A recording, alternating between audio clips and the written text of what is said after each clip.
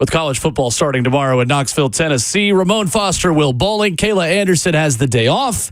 We are joined by VolQuest and On3's Brent Hubbs. Brent, we finally made it. How are you?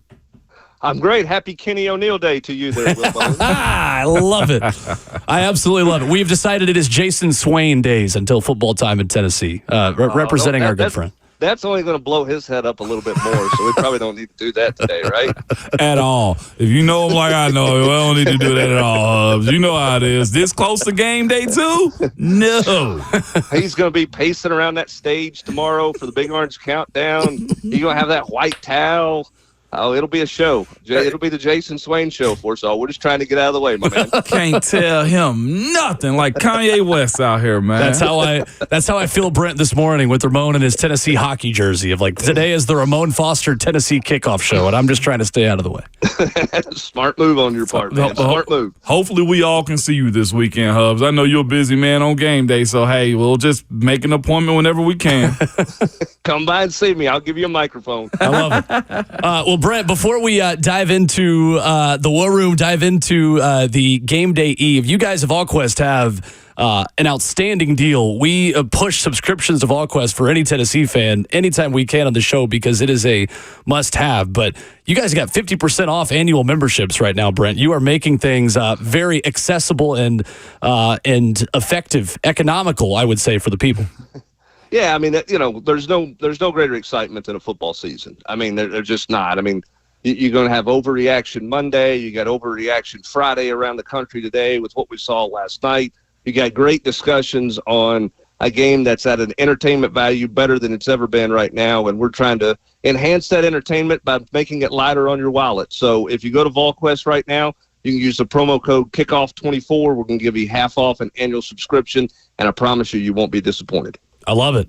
We can certainly vouch for that. No doubt about it. Brent, what do you think Josh Heupel wants to learn about his team tomorrow? Is there one area you are most specifically interested in watching tomorrow?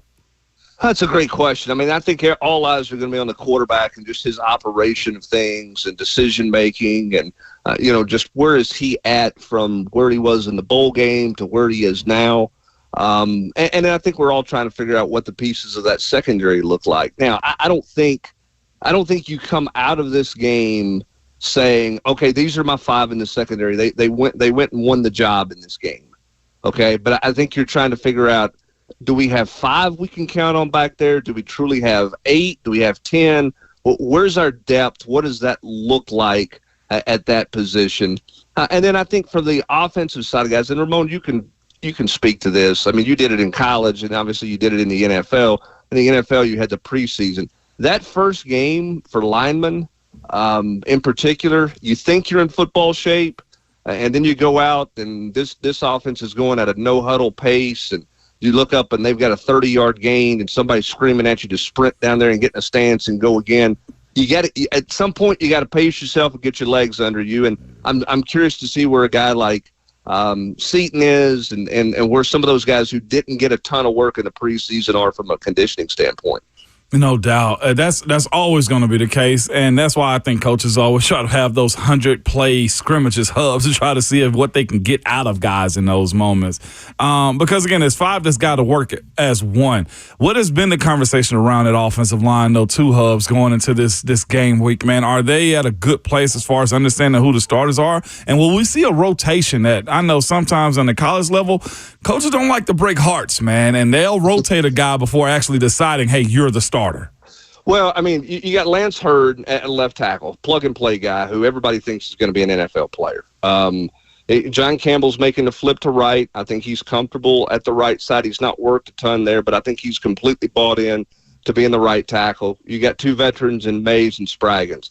At left guard, I think Andre Kuric is going to start, but I think they're going to rotate at that position early in the game by design because I think that competition is still ongoing there. Interesting what you're saying about breaking hearts. I thought Josh Heupel made a really interesting comment Wednesday night on Ball Calls about the chemistry of this team. He loves the chemistry and the makeup of this team and where they're at, but he acknowledged it changes this week because roles start to become defined. And just because you may be were in a heavy rotation in preseason camp, or maybe you got first-team reps because it was a maintenance day for some guys and things like that, you really start to find out what your role is here over the first couple of weeks, and you've got to accept that role. And I think that's where the leadership in the locker room is important, and I think that's where guys have to be 100% bought in to the big picture, and it's not about me, it's about the team.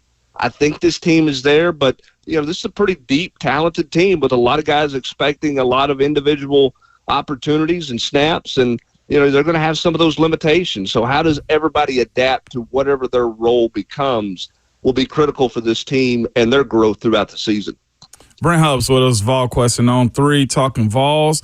Hubbs, with that also being said, you and Will mentioned Nico this weekend, man, for this upcoming game. What are the expectations, man? I don't know if I've seen a more, I don't want to call it hyped up, more anticipated starts for a quarterback than Nico, right? Yeah, I mean, everybody's been talking about this guy since, he signed with Tennessee, and he was On3's number 1 player in the country, and all of those things create probably some unrealistic expectations, but certainly a ton of excitement and anticipation for what he might look like. I think this is an interesting balance for Josh Heupel too, because everybody's like, okay, you get in and out, and, you keep everybody healthy, and you get guys to the sidelines as fast as you can. Nico's played 4 quarters of football. I mean, he's got 1 start under his belt. He played some mop-up duty last year, but he was, he needs as many reps as he can get. But the backup quarterback, Gaston Moore, has never played a meaningful snap either. I mean, he was the third-team backup guy a year ago. So how do you manage the workload? What all are you trying to accomplish? I think for Nico, it's not about stats. I don't think it's anything about what your numbers look like. I think it's about your efficiency. How do you manage the game? What does your decision-making look like? What is your timing like? What's your feel? How do you make side adjustments? Get a team out of a bad play into a good play when you're playing in tempo? And then what's your efficiency in the red zone? We talked about this a couple of weeks ago. This team has to be a better red zone team if they're going to have any hope of living up to the expectations they have for themselves and the fans have for them. And he has to be a big reason why they're different in the red zone this year. And I'm curious to see what that looks like on Saturday. VolQuest's Brent Hubbs with us every Friday morning here on Ramon, Kayla, and Will, each week at 7:20. Brent, I know you wrote in the War Room about Josh Heupel's feelings about the iPads on the sideline, the in-helmet communication, the way new technology affects Tennessee football this year. Why do you think Heupel doesn't love or maybe isn't just overly excited about the film study aspect and the iPads on the sideline? Because it's new. I mean, coaches are creatures of habit, right? I mean, Ramon, how many new drills did you get on the offensive line in your career at Tennessee? Same thing every day, Hubs. Same Coach thing. Fuller, yeah. You know what I mean? Flat back, flying Bambinos. We did all those things every day, right? Yeah. I think it's one of those things for coaches. I don't think he's against it, but it's another layer of things on the sideline that can be good if it all works, but you're skeptical, is everything going to work the way it's going to work? And I think there's that's kind of a natural feeling, right? Like helmet communication makes a lot of sense.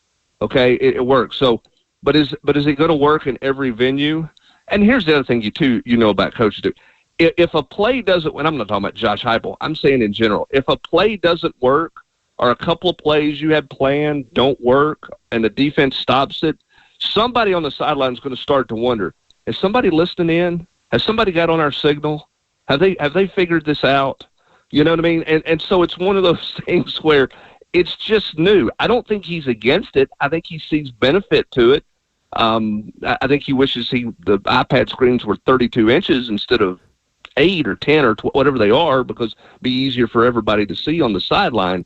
But it's new. And I think until you go through new, you're always concerned about how it affects you when your checklist of everything you're trying to get done on the sideline is down to details that people wouldn't even believe. And so I think that's where Josh Heupel is right now. And I think a lot of coaches around the country are the same way. Brent, the breakdown of the running back snaps, one thing I think is really interesting tomorrow, and Dylan Sampson is healthy again. You've got Deshaun Bishop, the Carnes product, who's benefited from the extra reps in practice, Peyton Lewis, who's come on strong, and then a healthy Cam Seldon getting back as well. What do you think the breakdown is with those four guys, and how ready, in your opinion, is Dylan Sampson to be the guy in this Tennessee offense this year? Oh, I think he's ready to be the guy. I think he's been waiting for this moment. I think Darrell Sims, welcome to the SEC, and welcome to what an SEC roster looks like, because you're going to have four guys standing around all trying to jump in front of the other to go out into the game, right? I mean, everybody's wanting to play. And how you manage that and workload in week 1 and week 2 moving forward is what I was talking about, is roles become defined because – maybe, I think it can be hard for Deshaun Bishop. I mean, he has earned the right to play and play early. But is he going to be the second back end, or is he going to be the fourth back end after taking all the first-team reps? I don't know. That's up to Darrell Sims and how he manages his room. But, you got to get Peyton Lewis work. You want to keep him engaged. You want to keep his development going. Cam Seldon, you say, okay, you don't want to beat him up. He doesn't need a ton of work. That guy's played one meaningful game in his career. Right? Dylan Sampson's got a ton of experience. I would get Dylan Sampson in and out of the game very quickly on Saturday if I could. I would go in early rotation and probably try to protect him as much as I could, because he is your one proven commodity that you're going to have trust in when you go to Charlotte next week, that he can handle the moment, he's going to take care of the football and all those types of things. But those other three guys, man, they're all going to be chomping at the bit for some work, and they all need it. The question is, how do you manage that on tomorrow afternoon when you're trying to figure out, all right, who gets the second series, who gets the forces? And I can tell you this, Dylan Sampson doesn't want to take his pads off early.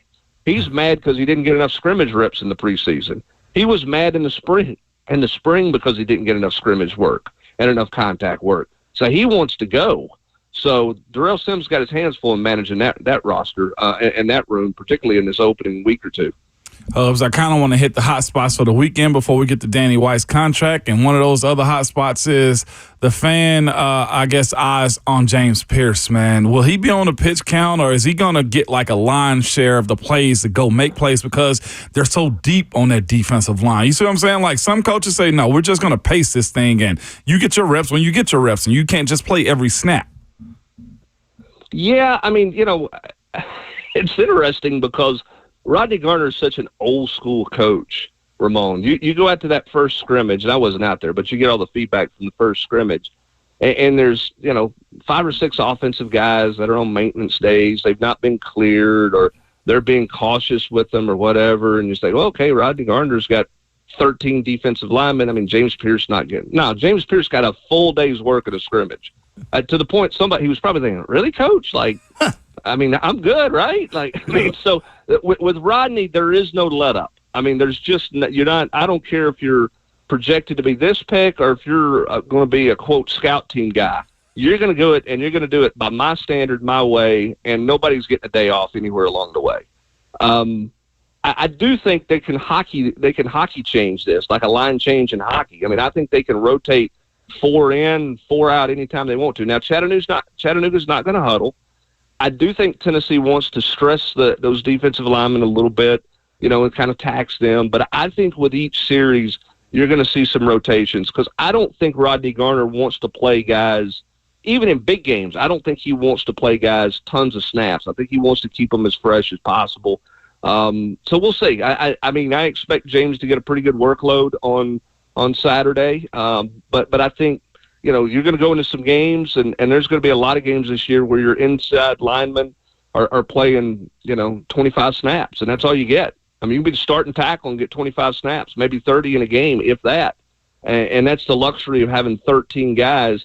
All those guys have to understand the benefit of staying fresh and what they can do to offensive guards and tackles in the second half by wearing people down. This coaching staff believes that defensive front, because of its depth and talent of depth, that they can really wear offensive lines out over a course of a 4-quarter game. And with that being said, Danny White, He cashes in, Hubs, man. How did Show it me the money. I guess he paid Tony V, and he said, well, leave a little bit for me, huh? I think I think it's a situation where Donde Plowman said, listen, this program's running at a high clip. It's running, unbelievably well. And we're not upsetting anything here, right? We want him. We want Danny White. He's done a great job. He's continued to do a great job. This department is the healthiest it's been in a long, long time, and we're going to keep it that way. And so she rewarded him by making him the highest paid AD in the country, or not in the country, but in the conference this year. And he's going to continue to be rewarded. I love it. It is unbelievable what she's been able to do up there. Brent, as you look on the recruiting front, moving forward into the fall as well, I know Tennessee extending an offer to a Florida defensive line commitment, but as the page turns to 2026 a little bit right now, who is at the top of the board for Tennessee as the fall begins? They start to try to plan out some of these official and unofficial visits. Oh, I think the board's very in flux as to what that looks like. Interesting, they offered a defensive lineman in the 25 class last night, as I think they're still looking to close out 25 with a defensive lineman possibly and a running back. And 26, Tennessee's hot right now. And now that doesn't mean they're going to get everybody, but they have everybody's attention right now because they're hot. People are paying attention to what Tennessee's doing, the success they're having in recruiting, the expectations they have.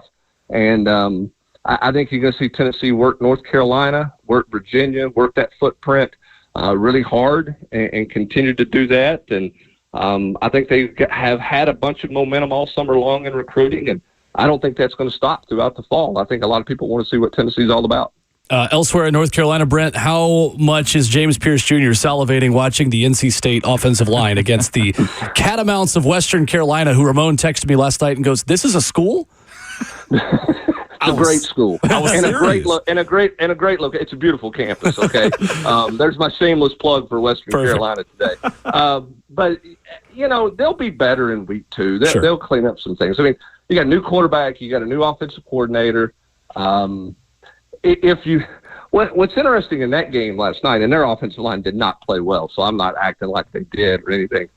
What happens in that game if they don't drop the pick 6 to open the game? You're right.